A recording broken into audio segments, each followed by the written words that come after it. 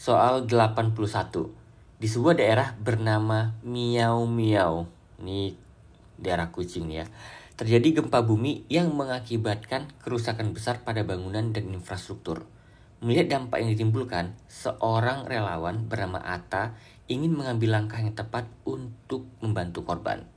Berdasarkan prinsip-prinsip kemanusiaan dan tanggung jawab sosial yang terkandung dalam UUD 1945, manakah tindakan yang paling sesuai yang harus dilakukan Atta untuk membantu masyarakat yang terkena bencana? Jadi lagi ada bencana guys, ya, di daerah Miau Miau. Opsi yang A, mengorganisir pengumpulan bantuan berupa makanan, pakaian, dan obat-obatan dari masyarakat setempat untuk disalurkan kepada korban gempa. Ini positif. Yang B, membuat kampanye di media sosial untuk meningkatkan kesadaran masyarakat tentang pentingnya kesiapsiagaan bencana dan cara menghadapinya. Ini lagi bencana, dia malah kampanye gitu ya, meningkatkan kesadaran. Ini nggak tepat. Yang ada malah dibully gitu ya. C, bekerja sama dengan lembaga pemerintah dan organisasi non-pemerintah untuk mendirikan posko bantuan yang menyediakan layanan kesehatan dan dukungan psikologis bagi korban. Ini positif. D, mengajak masyarakat sekitar untuk bersama-sama membersihkan puing-puing bangunan yang runtuh agar proses pemulihan dapat berjalan lebih cepat. Nih bagus nih, positif.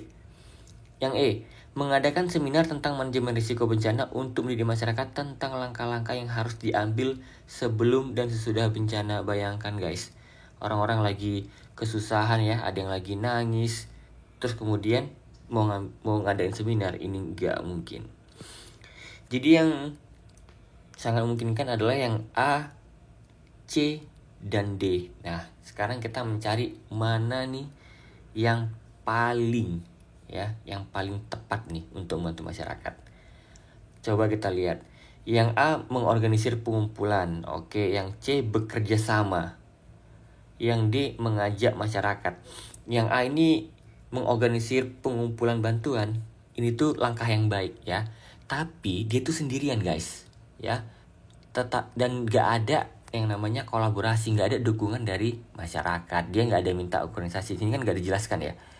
Nah, distribusi bantuan ya dengan orang hanya sendiri aja mungkin itu tidak efektif dan tidak terkoordinasi karena dia ini sendirian. Jadi opsi yang A kita take out, kita keluarkan dulu. Antara yang C atau yang D. Yang C bekerja sama dengan lembaga pemerintah ya, ini dia mendirikan posko bantuan. Kalau yang D membersihkan puing-puing bangunan. Yang mana nih? Nah, kalau yang D itu membersihkan puing-puing itu penting. Tapi tindakan ini ya, membersihkan puing-puing ini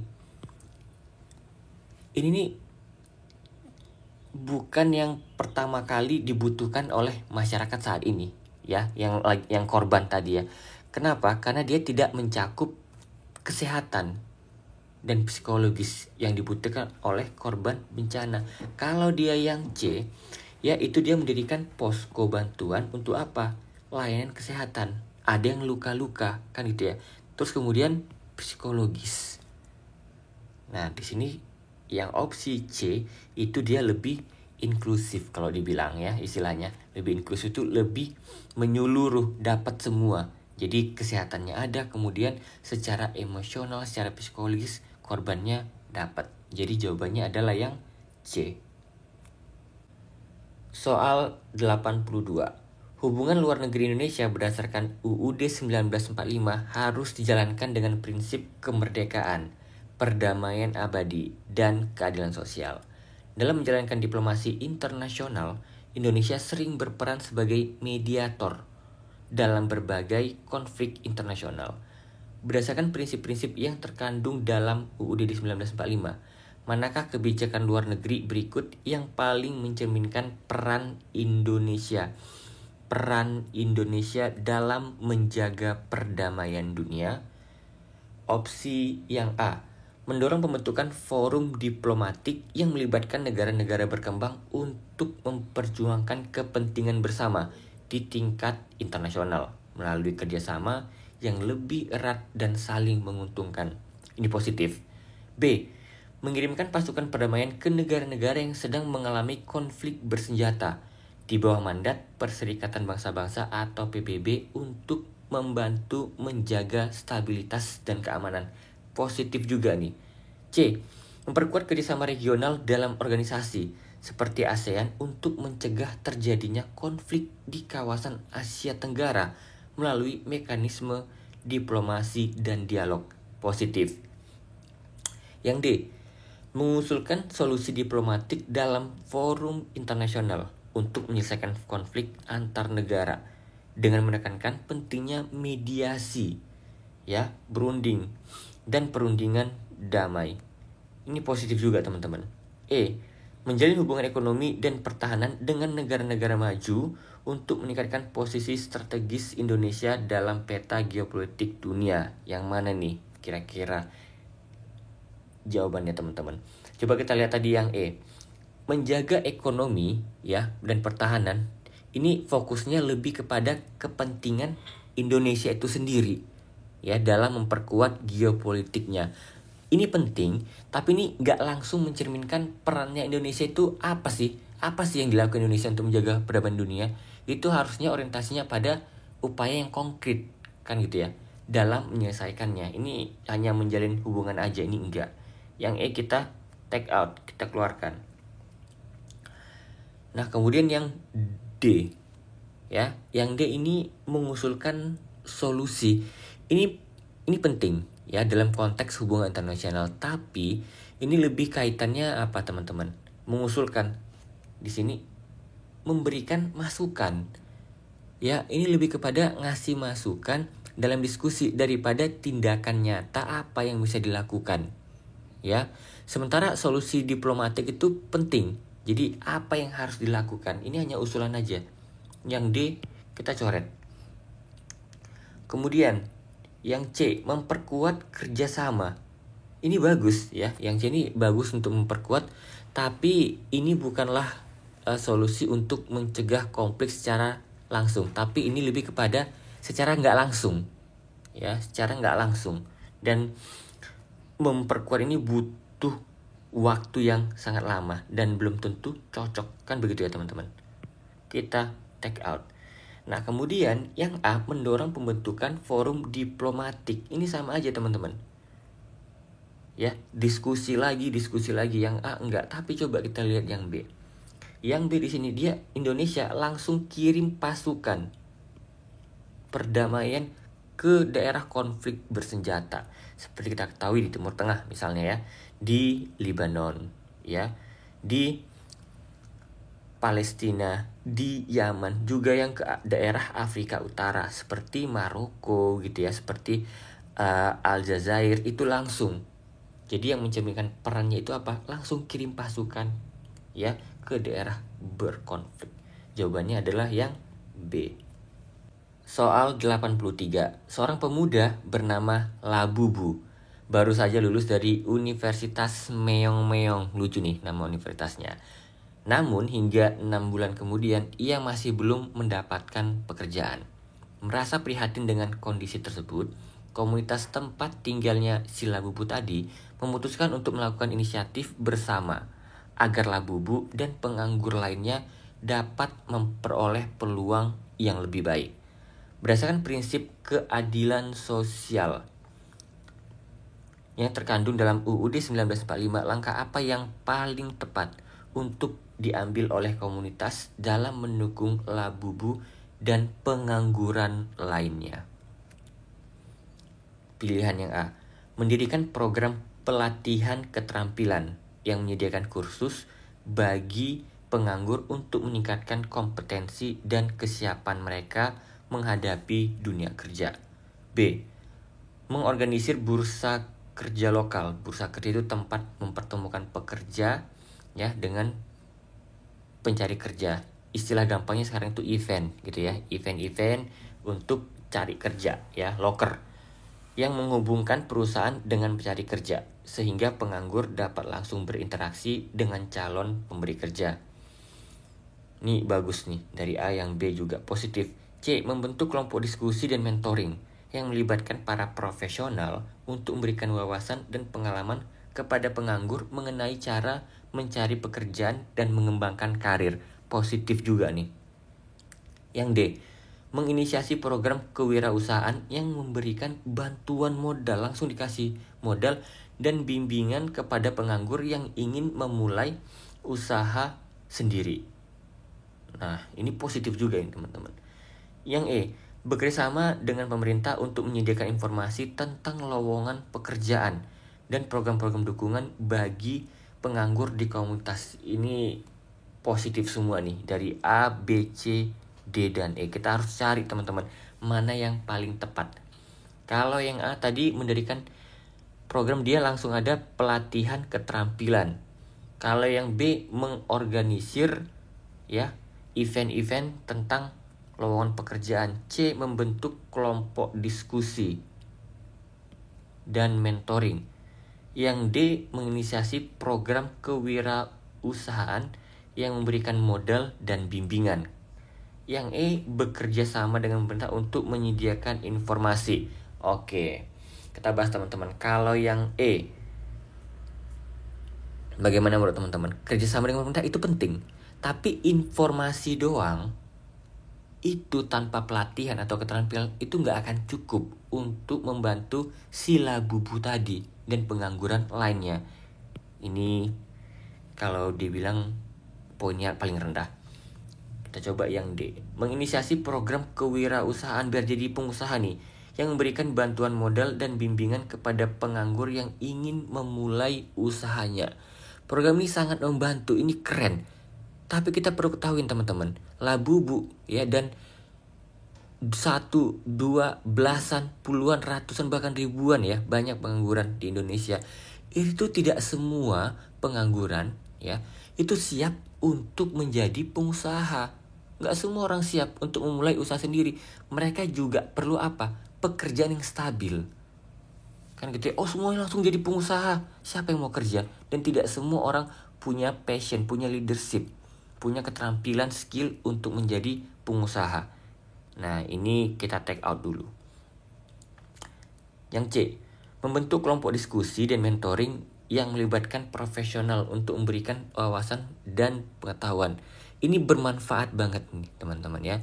Bermanfaat, tapi tidak langsung memberikan keterampilan praktis. Apa yang diperlukan untuk bersaing di dunia kerja yang keras, kan gitu ya teman-teman ya. Ini hanya diskusi aja, mentoring aja, kasih wawasan. Ini poinnya masih belum. B, mengorganisir bursa kerja lokal. Oke, dibuat event-event gitu ya. Banyak nih perusahaan-perusahaan dari berbagai daerah nih. Terus skillnya apa? Ya udahlah, nggak apa-apalah. Yang penting kerja aja. Ya nggak gitu juga. Ya perusahaan atau pebisnis mana yang cuma yaudah kalian kerja aja nih tanpa skill, ini enggak. Coba kita lihat yang A, teman-teman. Yang A di sini itu mendirikan pelatihan. Ini langkah yang paling tepat di antara semua pilihan opsi di sini. Kenapa? Karena meningkatkan apa dia di sini? Kompetensi dan kesiapan. Jadi ada yang pengangguran tadi itu sama sekali nggak ada skillnya, tapi dikasih skill baru, nambah skillnya. Atau dia udah punya skill A, dilatih lagi jadi A+, jadi bertambah skillnya. Jadi ini yang dibutuhkan oleh pengusaha, perusahaan. Oh, ada skillnya. Siapa dong? Ya perusahaan atau pengusaha yang mau meng-hire orang tanpa ada skill, harus dilatih lagi, cost lagi, biaya lagi gitu teman-teman. Ya dengan adanya keterampilan yang lebih baik lagi, maka peluang silabubu dan pengangguran lain itu peluangnya itu makin besar untuk mendapatkan pekerjaan. Nah, ini sesuai dengan UUD 1945, yaitu sejalan dengan prinsip keadilan sosial di sini tadi. Jawabannya adalah yang A. Soal 84. Di sebuah desa Konoha, seorang wanita bernama Lele melaporkan bahwa ia mengalami kekerasan dalam rumah tangga yang dilakukan oleh suaminya. Lele merasa tertekan dan terancam, dan ia ingin agar kasusnya segera ditangani dengan serius untuk melindungi dirinya dan anak-anaknya. Berdasarkan prinsip-prinsip yang terkandung dalam UUD 1945 mengenai perlindungan hak asasi manusia dan keadilan sosial, manakah dari langkah-langkah berikut yang paling efektif dalam menangani kasus KDRT yang dialami Lele dan melindungi korban lainnya? Opsi yang A, mendirikan pusat layanan terpadu bagi korban KDRT yang menyediakan layanan kesehatan, psikologis, dan hukum untuk mendukung pemulihan dan perlindungan korban seperti Lele. Ini positif. B, menyelenggarakan kampanye edukasi di masyarakat tentang bahaya KDRT dan pentingnya perlindungan terhadap wanita dan anak-anak untuk mengurangi stigma dan meningkatkan kesadaran. Si Lele ya lagi punya masalah, kemudian solusinya langsung kampanye. Gak mungkin teman-teman. Orang lagi nangis ya, pingsan, kita kampanye. Gak nyambung. C, membentuk tim gabungan antara pemerintah dan organisasi non-pemerintah untuk menangani kasus KDRT secara langsung. Wah, dengan memberikan bantuan hukum dan perlindungan kepada korban. Ini bagus nih, positif yang C. D, mengadakan pelatihan untuk aparat penegak hukum ya dan tenaga kerja dan sebagainya. Ini nggak mungkin teman-teman. Orang lagi butuh penanganan khusus nih si Lele. Langsung diadakan pelatihan, nggak nyambung. E, mendorong penciptaan regulasi yang lebih ketat. Nah, ini nggak dulu teman-teman. Ini bagus sebenarnya ya untuk mendorong penciptaan regulasi, tapi yang dibutuhkan Lele sekarang apa? Kan gitu ya. Jadi yang paling mungkin kan adalah yang A dan juga yang C. Menurut teman-teman yang mana nih? Oke. Yang A, teman-teman, itu lengkap. Ya, ada namanya pusat layanan terpadu. Ya, ada yang namanya pusat layanan terpadu di sini. Nyediain apa? Kesehatan. Jadi untuk memulihkan ya kondisi si Lele tadi secara fisik maupun secara psikologisnya. Ya, kemudian apa lagi nih? Ada psikologisnya. Nah, lebih inklusif lagi nih. Kemudian apa lagi? Butuh bantuan hukum. Kenapa? Tadi di sini di kasusnya si Lele tadi itu ingin kasusnya itu ditangani segera ya untuk melindungi diri dan anak-anaknya. Nah, coba kita lihat kalau yang C, membentuk tim gabungan pemerintah dengan organisasi. Ini langkahnya bagus. Tapi teman-teman, tanpa adanya pusat layanan terpadu tadi, itu koordinasinya dan penanganannya mungkin tidak seoptimal ya untuk memberikan bantuan langsung kepada korban. Tapi dengan adanya pusat itu udah terorganisir. Kalau hanya tim ya itu belum tentu memiliki sistem. Tapi kalau ada pusat layanan terpadu itu organisasinya ya teman-teman itu langsung tersistem. Jadi semua histori ya, semua katakannya rekam jejaknya itu ada, misalnya seperti itu. Jadi lebih lengkap dibandingkan tim gabungan saja. Jadi jawabannya adalah yang A. Soal 85. Dalam upaya meningkatkan kesejahteraan dan perlindungan anak di Indonesia, berbagai program dan kebijakan telah diimplementasikan sesuai dengan semangat UUD 1945 yang mengedepankan hak-hak asasi manusia dan kesejahteraan masyarakat.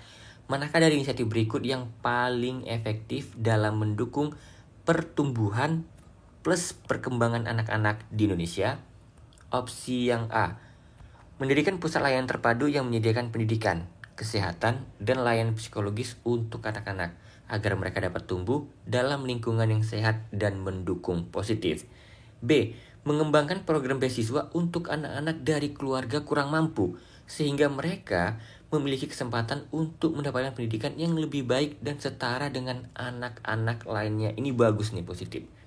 C, mengadakan kampanye nasional untuk meningkatkan kesadaran masyarakat tentang pentingnya perlindungan anak-anak dari kekerasan dan eksploitasi, serta mendorong partisipasi aktif masyarakat dalam menjaga anak-anak. Ini positif. D, membangun fasilitas olahraga dan rekreasi. Ini langsung membangun nih, ya, yang aman bagi anak-anak di setiap komunitas untuk mendukung kesehatan fisik dan sosial mereka. melalui aktivitas yang positif dan menyenangkan. Ini positif jawabannya.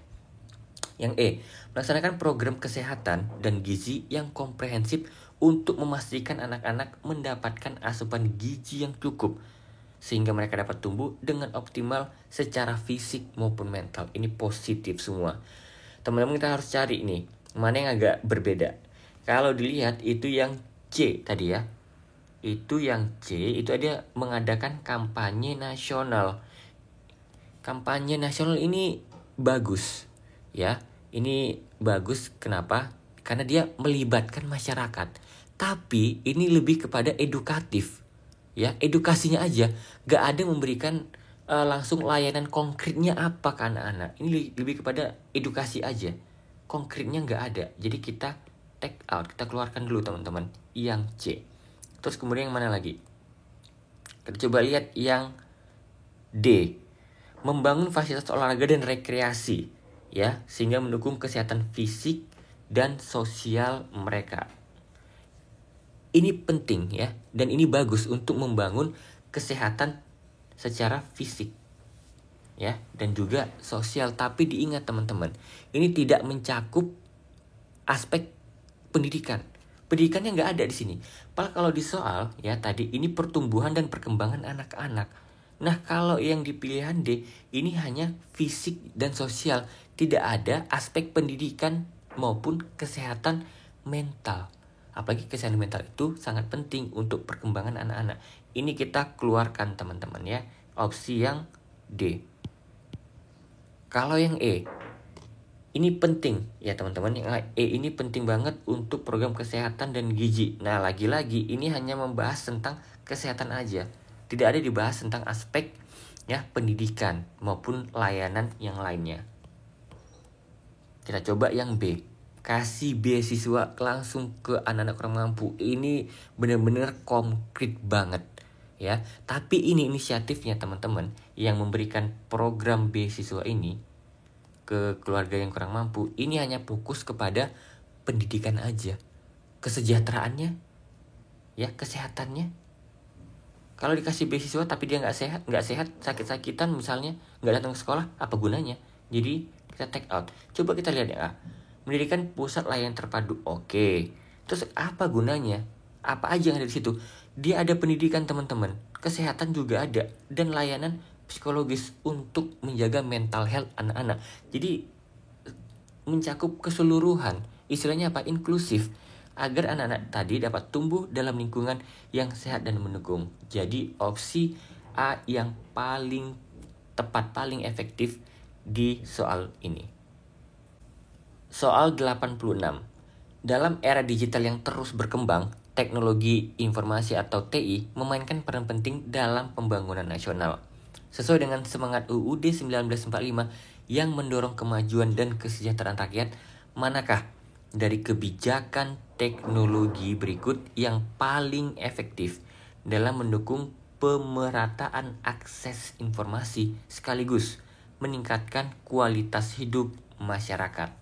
Pilihan yang A, mengembangkan infrastruktur internet di daerah terpencil untuk memastikan seluruh lapisan masyarakat dapat mengakses informasi dan layanan digital dengan mudah tanpa terkendala oleh lokasi geografis. Positif. B, meningkatkan pelatihan dan pendidikan di bidang teknologi informasi bagi generasi muda. Oke, kasih pelatihan terutama generasi muda ini agar mereka memiliki keterampilan yang relevan dan mampu bersaing di pasar kerja global. Positif. C, mendorong kolaborasi kerjasama antar pemerintah, sektor swasta, dan masyarakat dalam menciptakan solusi teknologi yang inovatif, keren, untuk mengatasi masalah sosial. Wah, dapat juga ekonomi, bahkan lingkungan teman-teman yang dihadapi oleh masyarakat. Positif. D, menyediakan platform digital untuk layanan publik yang memungkinkan masyarakat untuk mengakses informasi, lakukan transaksi, dan berpartisipasi dalam proses pemerintahan secara lebih efisien dan transparan. Positif juga nih. Yang E, positif juga nggak nih ya? Mempromosikan penggunaan teknologi ramah lingkungan, go green, dalam industri dan sektor publik. Wah, mencakup dua sektor nih, industri dan sektor publik, untuk mengurangi dampak negatif terhadap lingkungan dan mendukung pembangunan berkelanjutan. Ini positif juga teman-teman. Ini benar-benar hot level 5. Bingung. Menurut teman-teman yang mana jawabannya? Kita harus cari mana yang beda ya teman-teman. Oke, kita lihat dulu yang beda. Lebih tertarik ke yang ini, mempromosikan penggunaan teknologi ramah lingkungan. Ini nih ya langkah positif, apalagi ada mengurangi dampak lingkungan ya, sustainability, keberlanjutannya ada, ini bagus. Tapi ya tidak secara langsung berkaitan dengan pemerataan akses informasi. Ya, teman-teman sekali lagi di sini ada kata akses informasi.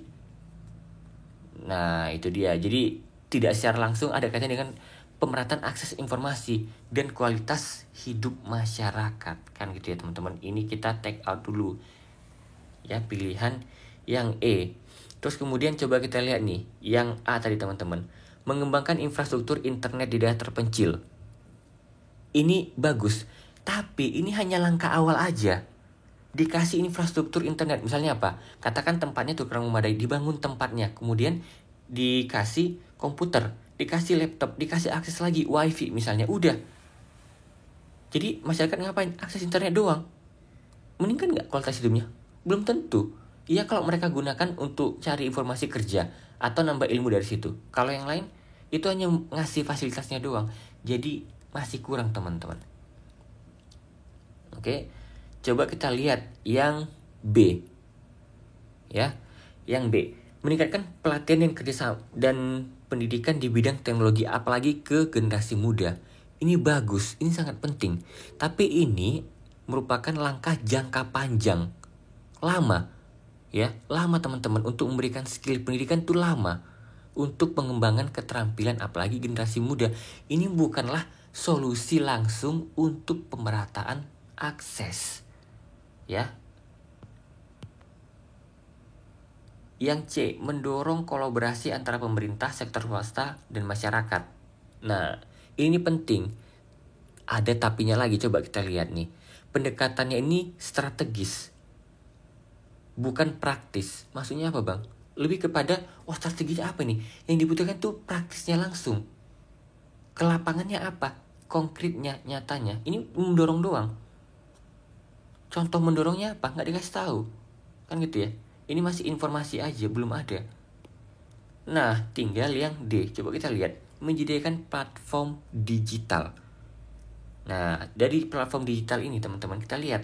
Bisa akses informasi. Oke, ini daerah yang membutuhkan informasi. Oke, dapat informasi. Kemudian apa lagi? Dapat transaksinya. Bisa bertransaksi dalam hal apa? Nggak cuma informasi. Ya, mereka bisa dapat pelatihan online. Misalnya seperti itu ya. Dapat pelatihan online misalnya.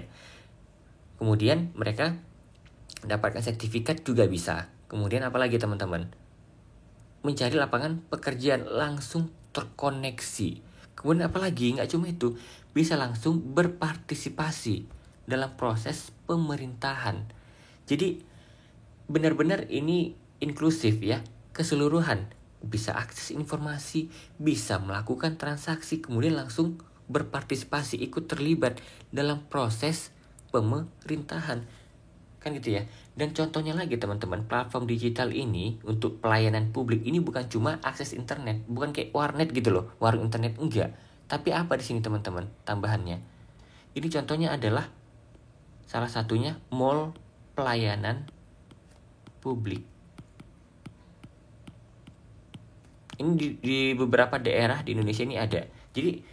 Jadi masyarakat bisa akses internet. Nggak cuma itu, datang ke mall pelayanan publik ya, itu bisa urus SIM, bisa urus KTP ya, bisa mengurus surat untuk mendirikan bangunan, usaha gitu teman-teman. Jadi bukan cuma datang, internetan, terus kemudian apalagi cari kerjaan, enggak, tapi juga melayani masyarakat. Jadi benar-benar dapat semuanya teman-teman dengan kata platform digital untuk pelayanan publik. Kalau hanya platform digital doang, nggak ada bedanya dengan warung internet cafe gitu. Tapi di sini ada tambahan untuk layanan publik Jadi benar-benar inklusif secara keseluruhan. Jadi jawabannya teman-teman yang D. Soal 87. Di sebuah kota Wakanda, seorang pria bernama Wawa dituduh melakukan penistaan agama setelah menyebarkan pernyataan yang dianggap menyinggung kepercayaan tertentu melalui media sosial. Kejadian ini memicu protes dari masyarakat yang merasa terancam terhadap nilai-nilai keagamaan mereka. Berdasarkan prinsip-prinsip yang terkandung dalam UUD 1945 tentang kebebasan beragama dan hak asasi manusia, manakah dari langkah-langkah berikut yang paling tepat untuk menangani kasus ini agar semua pihak dapat merasa dihormati dan mendapatkan keadilan? Oke, opsi yang A, mengadakan dialog antara tokoh agama, pemerintah, dan masyarakat untuk membahas pernyataan Wawa dan mencari solusi yang dapat memperkuat kerukunan antar umat beragama. Positif, teman-teman. B, membentuk tim investigasi independen untuk menyelidiki kasus penistaan agama ini dengan tujuan memastikan transparansi dan akuntabilitas dalam proses hukum. Bagus nih, positif teman-teman. C, melakukan edukasi kepada masyarakat tentang pentingnya menghormati perbedaan agama dan sebagainya. Ini enggak teman-teman. Jadi lagi ada masalah ngasih edukasi, ini enggak nyambung kan gitu ya.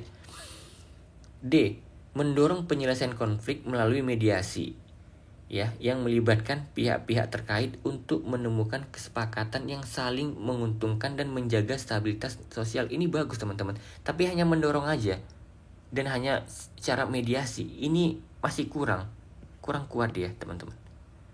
E, menyusun regulasi kebijakan yang lebih tegas terkait penistaan agama untuk melindungi hak beragama sambil memastikan bahwa kebebasan berekspresi tetap terjaga dengan baik. Ini enggak, lagi ada kasus, masa nyusun regulasi lagi teman-teman.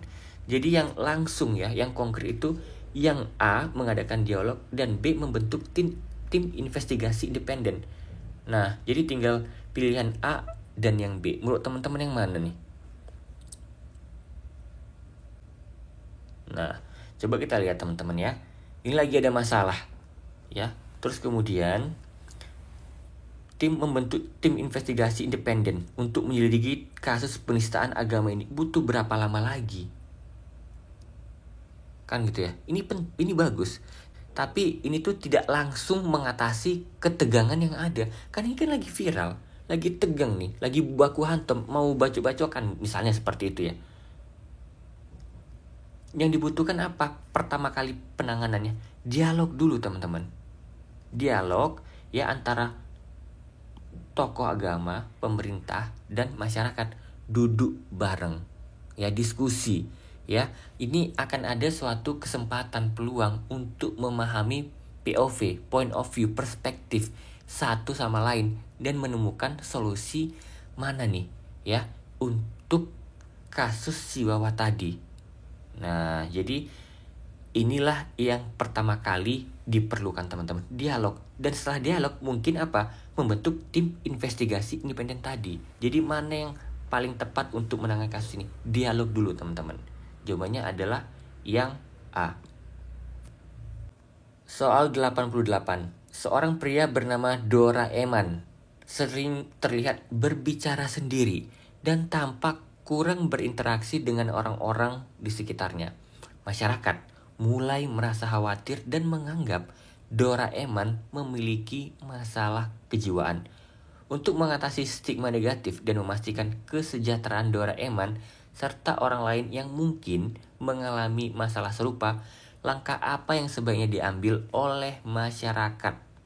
Yang sebaiknya diambil oleh masyarakat berdasarkan nilai-nilai kemanusiaan yang terkandung dalam UUD 1945. Nah, berarti lagi ada suatu kondisi teman-teman, masyarakat melihat seorang pria nama Doraemon. Apa yang dilakukan? Coba yang A, mendirikan komunitas dukungan yang melibatkan anggota masyarakat, tenaga kesehatan, dan psikolog untuk memberikan edukasi dan bantuan kepada Doraemon dan orang-orang dengan masalah kejiwaan lainnya. Positif.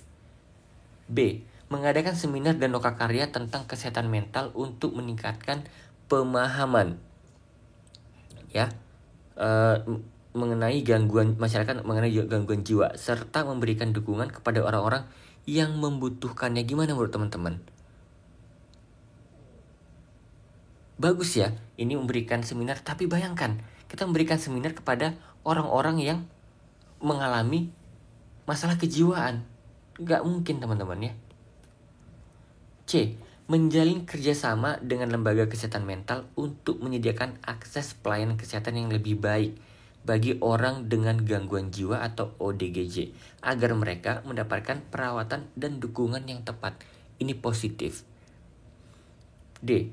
Membangun fasilitas rehabilitasi yang ramah dan inklusif ya, menyeluruh untuk ODGJ sehingga mereka dapat perawatan yang diperlukan dalam lingkungan yang mendukung. Ini positif teman-teman.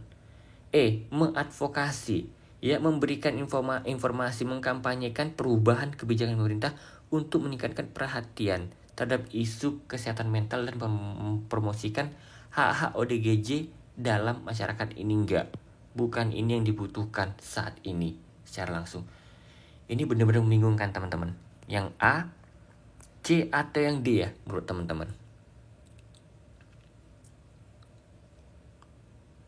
Oke, kita coba cari teman-teman kata kuncinya. Kalau yang A, dia ini mendirikan komunitas dukungan ya, dengan anggota masyarakat dan yang lainnya. Yang C ini dia menjalin kerjasama ya, menjalinkan kerjasama dengan lembaga kesehatan mental. Kalau yang D, dia membangun fasilitas rehabilitasi. Nah, ini lagi ada seorang pria Doraemon. Kalau kita lihat teman-teman ya, membangun fasilitas rehabilitasi yang D itu tidak memungkinkan untuk saat ini. Ini bagus ya. Kenapa saat ini? Karena membutuhkan waktu ya, sumber daya itu apa? Uang, sumber daya manusia, pekerjanya juga gitu ya. Untuk saat ini itu butuh waktu yang lama. Sementara masyarakat tadi Doraemon dan yang masyarakat yang lain tadi yang seperti Doraemon itu butuh sekarang langsung segera gitu loh. Dan gak mungkin langsung dibangun, butuh berapa hari, butuh berapa minggu, bahkan bulan untuk membangunnya, bahkan tahun gitu kalau besar. Ini yang D tidak. Antara yang A atau yang C teman-teman?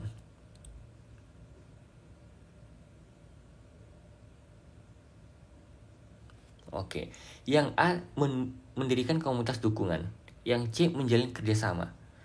Nah, yang paling efektif adalah yang A, mendirikan komunitas dukungan yang melibatkan anggota masyarakat. Nah, bedanya apa coba? Yang C kita lihat. Kerjasama dengan lembaga kesehatan itu bagus, ya. Coba kita lihat, ada tapinya juga. Tanpa adanya dukungan komunitas seperti yang di poin A, itu tuh orang-orang seperti Doraemon, ya, itu dia tidak mendapatkan yang namanya koneksi secara emosional. Karena untuk penanganan orang-orang ODGJ teman-teman itu butuh suatu emosi yang spesial ya, pelayanan yang spesial. Kalau yang dia itu ada komunitas. Makanya banyak ya di daerah-daerah Indonesia itu banyak komunitas-komunitas seperti ini. Karena kenapa? Dengan adanya komunitas ada interaksi teman-teman. Interaksi, dan di sini mereka melibatkan nggak cuma pekerja tapi anggota masyarakat ada, tenaga kerjanya ada, kemudian psikolognya ada, jadi lengkap ya, lengkap. Jadi mereka itu ngasih apa? Edukasi juga, bantuan juga, bisa secara ya finansial. Misalnya finansial itu bukan berupa uang, tapi uangnya dijadikan makanan ya, kemudian dijadikan untuk baju mereka dan yang lainnya, karena mereka punya masalah kejiwaan. Jadi yang A itu sangat inklusif. Mereka punya komunitas, mereka kasih edukasi, membantu juga. Kan gitu ya. Jadi jawabannya teman-teman, poin yang A. Soal 89. Korupsi, kolusi, dan nepotisme atau KKN merupakan masalah yang harus diatasi dalam pemerintahan untuk mewujudkan transparansi dan akuntabilitas. Dalam konteks upaya pencegahan KKN, berbagai langkah telah diambil untuk menciptakan pemerintahan yang bersih dan berintegritas. Berdasarkan prinsip-prinsip yang terkandung dalam UUD 1945, manakah kebijakan berikut yang paling mencerminkan upaya Indonesia dalam memerangi KKN? Opsi yang A, mendorong partisipasi masyarakat dalam pengawasan anggaran negara untuk memastikan penggunaan dana publik yang transparan dan akuntabel. Positif. B, mengembangkan program pendidikan anti KKN di sekolah dan universitas. Ini udah banyak teman-teman ya. Bagus. Untuk menanamkan nilai-nilai integritas dan etika kepada generasi muda. Ini positif. C, memperkuat peran lembaga pengawas independen yang bertugas memantau pelaksanaan kebijakan pemerintah dan mendeteksi potensi penyalahgunaan wewenang. Ini positif teman-teman. D, meningkatkan akses masyarakat terhadap informasi publik sebagai langkah untuk memperkuat transparansi dan mendorong akuntabilitas dalam pemerintahan. Ini positif. E, menggandeng organisasi non-pemerintah ya, kolaborasi dalam melakukan penelitian dan evaluasi, ada kata evaluasi nih, terhadap program-program pemerintah untuk meningkatkan efektivitas dan mengurangi potensi KKN. Positif, semuanya positif. Ini benar-benar hot level 5 teman-teman. Menurut teman-teman yang mana nih jawabannya? Nah, atau kita coba cari nih poin-poin mana yang paling rendah skornya gitu ya, nilainya. Coba kita yang ke E. Ini agak menarik nih. Menggandeng organisasi non pemerintah. Ya, katakan swasta atau NGO misalnya. Nah, pertanyaannya adalah ya teman-teman di sini ini bagus ya. Dan pertanyaan adalah begitu kerjasama kolaborasi. Nah, kita lihat kemampuannya. Ya, kemampuannya. Kredibilitasnya. Mereka bisa kerja nggak? Oke, let's say katakan mereka bisa kerja. Tapi mereka bisa kerja sesuai nggak kriterianya, kredibilitasnya, skill-skillnya yang dibutuhkan pemerintah untuk ya melakukan yang tadi namanya apa? Penelitian dan evaluasi. Oke, bagus. Mereka punya skill, itu nomor 1. Oke lah, bagus katakan. Yang kedua, yang paling penting juga, mereka independen atau enggak? Maksudnya apa independen? Mereka ada terkoneksi nggak dengan pemerintah? Misalnya gini, oke lah menggandeng organisasinya, tapi ada kong kali kong, cincau-cincau gitu teman-teman. Jadi pemerintah ngasih uang ke mereka, ini kalian evaluasi, kalian buat aja nih yang bagus nih laporannya. Ya nggak gitu juga teman-teman. Jadi nggak ada gunanya. Mereka kasih uang, disogok lah gitu kan istilahnya, biar nanti nilainya bagus. Tidak ada terindikasi ya KKN ya, markup itu nggak ada. Dan ini tidak bisa dipastikan teman-teman ya, menggandeng ini. Kita kick blacklist yang E. Kemudian kita coba cari yang lain teman-teman. Kita ke poin yang A. Di poinnya di sini ada mendorong partisipasi masyarakat ya untuk ngawasi. Gimana menurut teman-teman di sini? Ini bagus teman-teman ya. Dia melibatkan. Tapi di sini teman-teman, ini mendorong partisipasi. Ini lebih kepada mendukung, supporting, dukungan teman-teman. Maksudnya apa bang di sini? Ya, maksudnya di sini adalah oke lah dilibatkan masyarakat, tapi ini tidak secara langsung mencegah yang namanya KKN. Nggak secara langsung. Kan gitu ya. Jadi kita take out. Yang B, mengembangkan program pendidikan anti KKN di sekolah dan universitas. Ini sama seperti A, tidak secara langsung. Tapi bagus nggak program pendidikan anti KKN ini? Bagus. Ya, bagus ini. Sifatnya mendukung juga. Tapi teman-teman, bayangkan. Kita mengedukasi, memberikan pendidikan, pelatihan. Teman-teman ya. Itu proses mengubah perilaku generasi muda, perilaku masyarakat melalui pendidikan, itu butuh proses waktunya itu lama dan tidak selalu memberikan hasilnya instan dalam mengatasi KKN yang udah ada saat ini. Ini bagus tapi poinnya kurang ya. Kemudian kita coba yang C, memperkuat peran lembaga pengawas independen yang bertugas memantau pelaksanaan kebijakan pemerintah dan mendeteksi. Yes, inilah yang ya paling efektif, yang paling dibutuhkan untuk upaya memerangi. Kenapa teman-teman? Karena lembaga inilah, katakanlah KPK gitu ya teman-teman, inilah yang menjadi pengawas independen secara langsung, yang mereka itu mengasih dampak konkret, dampak secara nyata, secara langsung, kan gitu ya. Mereka mengindikasi, oh ternyata kayaknya di kabupaten, di kota madya, di provinsi, atau bahkan di nasional, di kementerian misalnya, ada terindikasi penyelewengan KKN berdasarkan data yang mereka temukan atau laporan. Langsung mereka bergerak. Nah, itulah yang benar-benar dibutuhkan. Kalau benar-benar terbukti ya, dengan bukti-bukti yang ada, langsung disidangkan, langsung dipenjara misalnya. Inilah yang benar-benar dibutuhkan secara langsung oleh ya negara, teman-teman. Jadi jawabannya adalah yang C.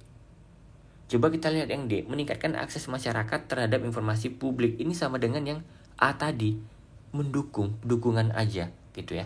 Jadi yang benar-benar untuk memerangi KKN adalah lebih kepada peran lembaga pengawas yang independen di sini, teman-teman. Jawabannya C. Soal 90.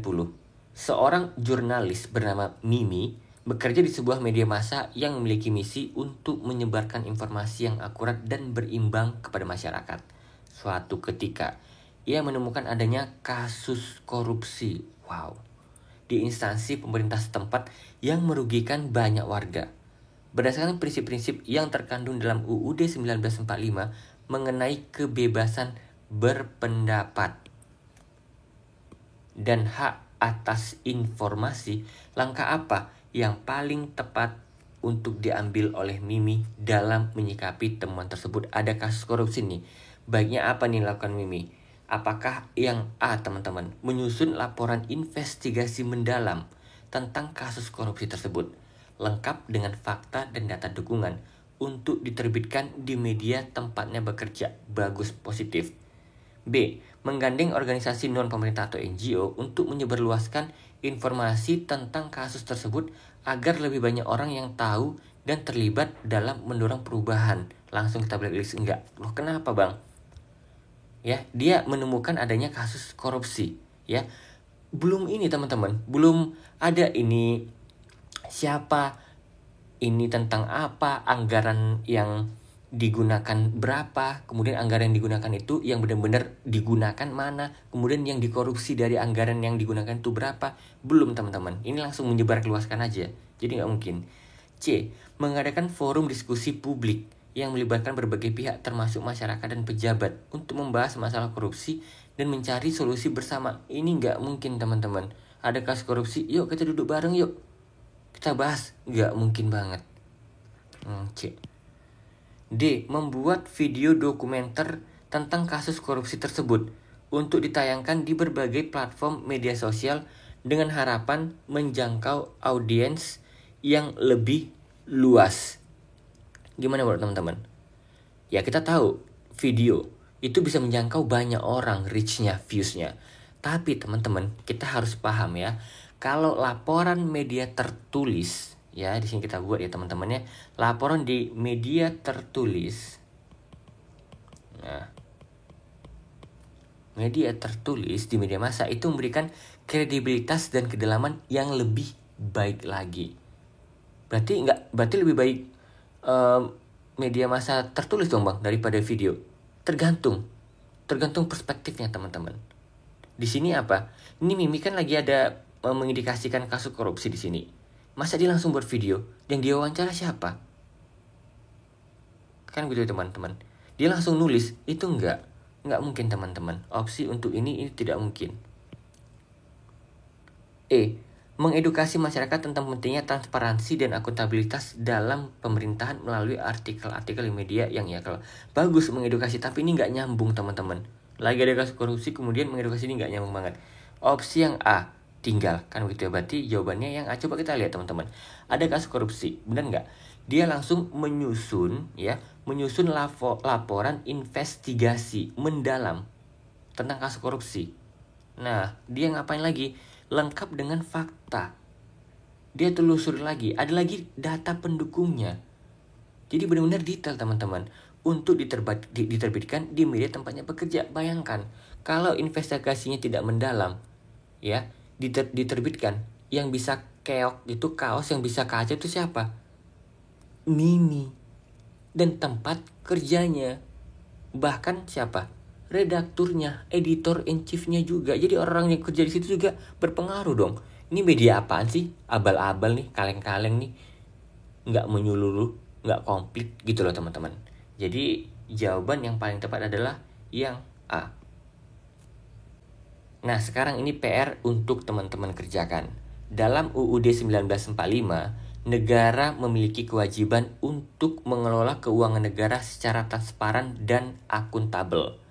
Bagaimana prinsip ini dapat diterapkan ketika pemerintah memutuskan untuk mengambil utang luar negeri? Untuk apa? Untuk membiayai pembangunan infrastruktur, nah, besar-besaran. Nah, jadi menurut teman-teman dari A, B, C, D, dan E ini jawabannya yang mana ya? Yang paling tepat.